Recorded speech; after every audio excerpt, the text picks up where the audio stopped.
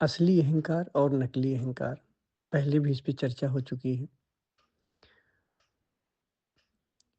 और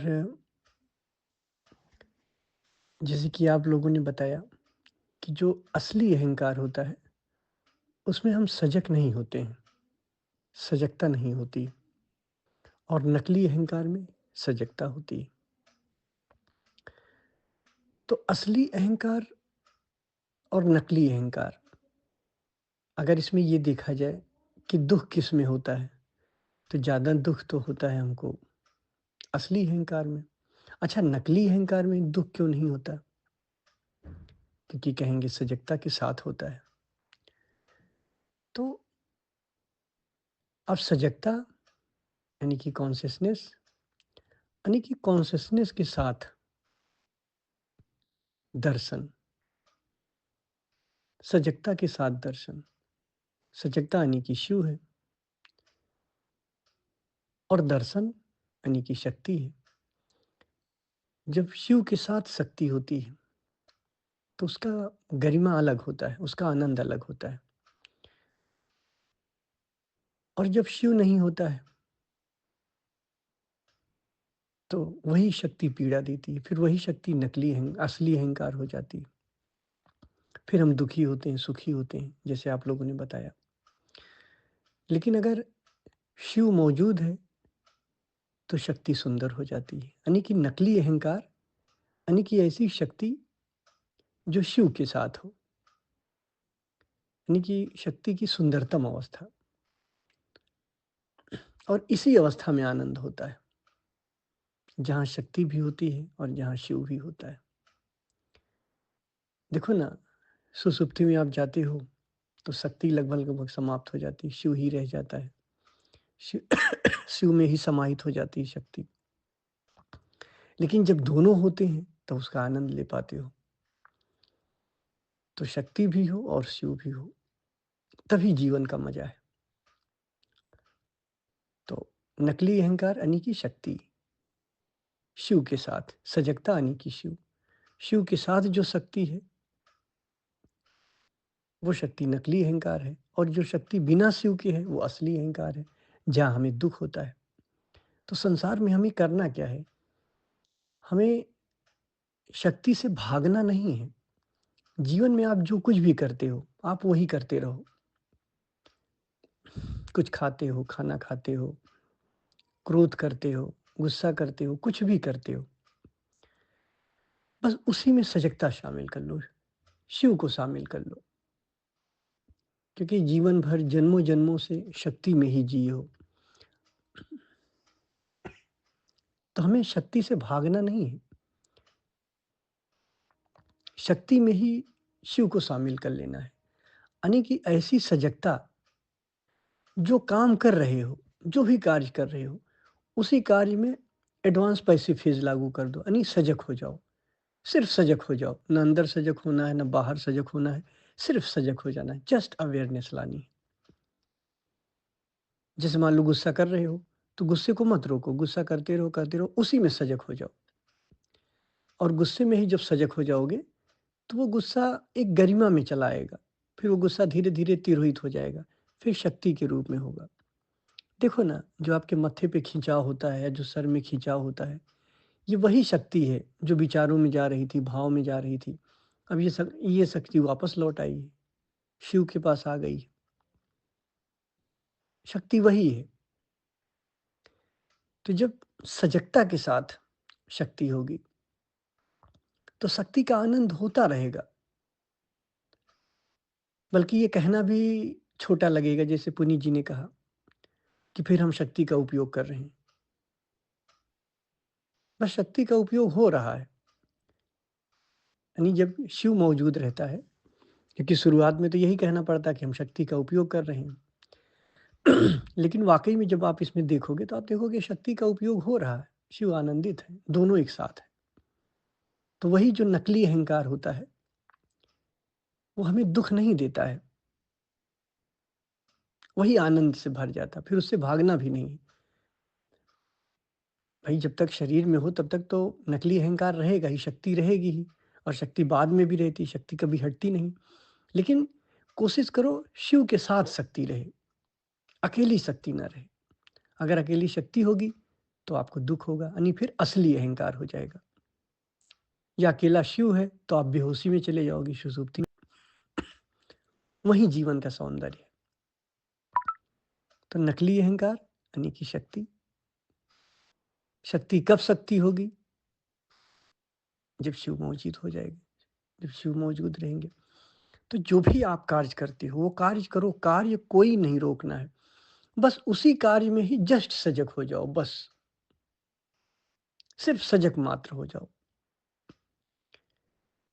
आप लोग क्या करते हो, कार्य और सजगता में थोड़ा ब्रेक लाते हो, एक लाइन खींच देते हो, ये नहीं करना है।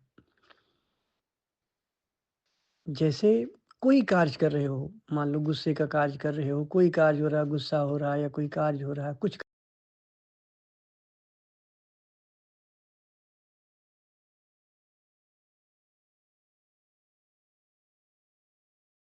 या कोई कार्य हो रहा है, कुछ काम कर रहे हो घर में बैठ के, और जैसे याद आया कि अरे यार इतना कार्य कर रहा हूँ पर सजग नहीं हूँ, तो बस उसी कार्य में ही सजगता ला देना है। मतलब कार्य करते हुए सजग हो जाना है, और कार्य के प्रति नहीं सजग होना है, सिर्फ सजग हो जाना है। जैसे हम एडवांस पैसिव फेज में सजग होते हैं, ना अंदर ना बाहर, जस्ट सजग हो जाना है। और जब सजग हो जाओगे तो उस समय सजगता सजगता और जो शक्ति हो रही है बाहर, उसमें लाइन नहीं खींचना, उसी में ही वो कार्य करते हुए ही सजग हो जाना है।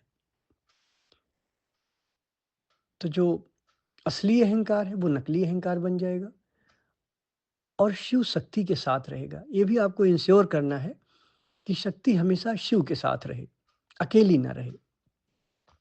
अकेली शक्ति का मतलब असली अहंकार, और शक्ति शिव के साथ रहे इसका मतलब नकली अहंकार, यानी मौजूदगी बनी रहे। और जब आप सिर्फ शक्ति में रहते हो तो अहंकार में रहते हो। वहाँ भी जाग जाओ, वहाँ भी शिव को लाओ और सुषुप्ति में भी शिव को लाओ, मतलब सुषुप्ति में शक्ति को लाओ, तो मिलन बना रहेगा, दोनों साथ-साथ रहेंगे। सुषुप्ति में अकेले शिव होता है, वहाँ शक्ति लाओ, तो शिव और शक्ति का मिलन हो जाएगा। और जागृत में जहाँ सिर्फ शक्ति होती है, असली अहंकार होता है, वहाँ भी शिव को लाओ। जहाँ भी रहे दोनों को साथ लाओ। तब आपको पहिली और शक्ति दोनों अलग-अलग नहीं है, दोनों एक हैं। और शक्ति नाच रही है, शिव पे नाच रही है, नाचती हुई शक्ति, नटराज रूप।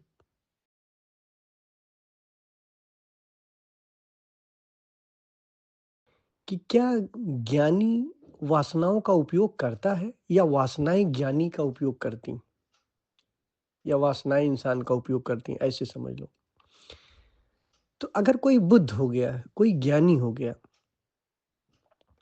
उसके लिए दोनों सही है। उसके साथ कार्य हो जाता है, ये भी सही है, वो कर्ता भी बनता है, ये भी सही है। ध्यान रखना, परमात्मा को कहीं बाँध नहीं सकते हो। ये नहीं कह सकते हो कि ये परमात्मा नहीं कर सकता है, ये कर सकता है, ठीक? तो कर्ता बन सकता है, कैसे बनेगा? नकली अहंकार का कर्ता बन सकता है। थोड़ा उदाहरण देके आप समझाएँ, आपको तो तब समझ पाओगे। जैसे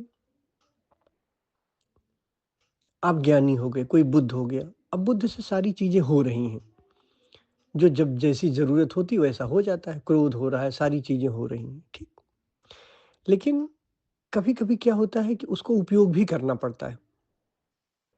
अच्छा हो रहा है और उपयोग करना पड़ रहा है, ये पहचानोगे कैसे? ये स्वभाव से हट के होगा। जैसे मान लो ज्ञानी है, अब ज्ञानी को गुस्सा नहीं आता है, क्योंकि क्रोध में तो होता नहीं, क्रोध से तो बहुत दूर चला गया है वो, ठीक है? लेकिन अब किसी शिष्य को समझाना है, किसी को कुछ कहना है, डाँटना है, तो उसे गुस्से का उपयोग करना पड़ेगा।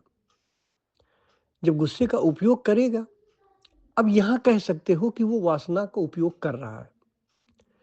यहाँ उससे वासना सहज हो नहीं रही, क्योंकि सहज वासना का स्वभाव क्या था? गुस्सा ना होना। लेकिन अब वो क्या कर रहा है? गुस्सा कर रहा है। तो अब ये कर्ता बन रहा है, नकली अहंकार का कर्ता बन रहा है। इसमें पीड़ा नहीं होती, मोहदंश नहीं होता है, कोई पीड़ा नहीं होती, लेकिन बन सकता था। तो ये दोनों बात सही है। ज्ञानी वासनाओं का उपयोग करता है और संसारी वासनाएँ संसारी का उपयोग करती हैं। अगर संसारी है तो वासनाएँ उसका उपयोग करती थी, जो ज्ञानी नहीं है। अज्ञानी अगर है तो वासनाएँ उसका उपयोग करती हैं। ये मैं बार-बार कहता हूँ और पहले भी कहता चला आया हूँ। मैं क्या कहता था कि पहले क्रोध हमारा उपयोग करता है, अब हम क्रोध का उपयोग करते हैं। तो यहाँ दोनों बात सही है। जब हम ज्ञानी हो जाएँगे, जब हम मुक्त हो जाएँगे, यानी कि जब आप मुक्त हो जाओगे, तो ये दोनों बात सही हो जाती है। जो सहज होगा, आपका सहज स्वभाव क्या होगा? हो जाना, चीज़ें हो जाना। अपने स्तर से चीज़ें हो जाएँगी। यानी कि आप सहज जीवन जीवोगे, अपने आप चीज़ें होती रहेंगी, यानी चेतना के स्तर से चीज़ें हो जाती हैं।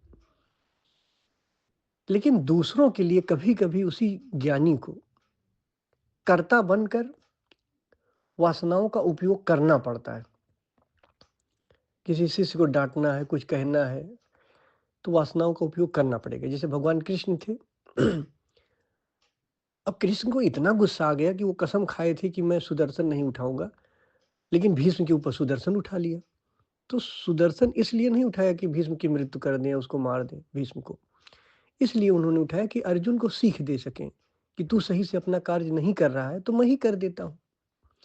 तो यहाँ पे उन्होंने क्रोध का उपयोग किया। ये कृष्ण का सहज स्वभाव नहीं था। कृष्ण का सहज स्वभाव तो था कि कितना भी कुछ भी हो जाता, कृष्ण को क्रोध ना आता, आने की ज़रूरत ही नहीं थी। लेकिन यहाँ कृष्ण को उपयोग करना पड़ा, तो यहाँ नकली अहंकार के कर्ता बने कृष्ण। तो जब मैं कहता हूँ कि पहले आप पहले क्रोध जो है आपका उपयोग करता था, अब आप क्रोध का उपयोग कर सकते हो। अब आप क्रोध का उपयोग करोगे, तो वो यहीं से कहता हूँ कि नकली अहंकार का उपयोग कर सकते हो। और अगर अपने स्वभाव से आपको हो रहा, सहजता से हो रहा है, तो आप वहाँ कर्ता नहीं हो, अकर्ता हो। तो परमात्मा को हम कहीं बाँधते नहीं हैं। हर आयाम में परमात्मा मुक्त है और पूर्ण है। ये दोनों बातें एक सही है। ज्ञानी से कार्य हो जाता है, ज्ञानी से चीज़ें घट जाती हैं, हो जाती हैं और ज्ञानी कर्ता भी बनता है। ये दोनों ही बात एक साथ सही है। अपने स्तर से अगर ज्ञानी को देखा जाए तो चीज़ें हो जाती हैं, लेकिन वो दूसरों के लिए कर्ता बन सकता है, अपने स्वभाव से विपरीत जाके नकली अहंकार का उपयोग कर सकता है किसी के लिए। तो शायद आप समझे हों और ध्यान रखिए आप लोग, प्रश्न के साथ भी टिकिए, उत्तर के साथ भी। आप क्या पूछना चाहते हैं पहले आप समझिए, फिर प्रश्न पूछिए। और मैं क्या बता रहा हूँ पहले उसको समझिए और अनुभव करिए, तब आप उस पे कुछ रिएक्ट करिए, है ना? तो ये ध्यान रखना है और अगर इससे रिलेटेड और कुछ बात हो तो आप पूछ सकते हैं। धन्यवाद।